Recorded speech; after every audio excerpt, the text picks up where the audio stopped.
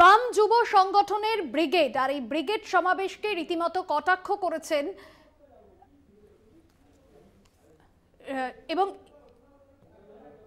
এবং এই জায়গা থেকে আমরা দেখেছি যে যেরকম কটাক্ষ করছেন তৃণমূল মুখপাত্র কুণাল ঘোষ, তিনি ঠিক কি বলেছেন কটাক্ষ করে শোনাবো।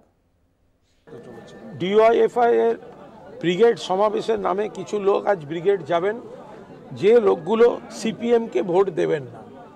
অর্থাৎ সিপিএম এর কাছে তো ব্রিগেড নতুন নয়, 21 সালেও তো ব্রিগেড করেছে, তারপর শূন্য পেয়েছে। ব্রিগেডে এত মানুষ এলো, আরে ঘোড়ার ডিম সিট তো সেই গিয়ে শূন্য। বিজেপিকে ভোট দিচ্ছে সিপিএম। সিপিএম এর যারা যাবেন আজকে লাল ঝান্ডা নিয়ে, তারা চক্ষু লজ্জায় তো বলতে পারবেন না। তাদের মধ্যে কিছু মানুষ যাদের বাড়িতে কন্যাশ্রী থেকে, সবুজ সাথী থেকে, লক্ষ্মীর ভাণ্ডার, তারা চুপচাপ তৃণমূল কংগ্রেসকে ভোট দেবেন।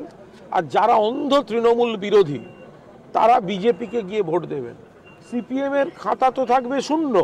42টা সিটে সিপিএম এর ক্ষমতা থাকলে একা লড়ুক, জামানত জব্দ হবে, শূন্য পাবে, তো ব্রিগেডের ভ্যালু কি আছে? ব্রিগেডের ভ্যালু নেই।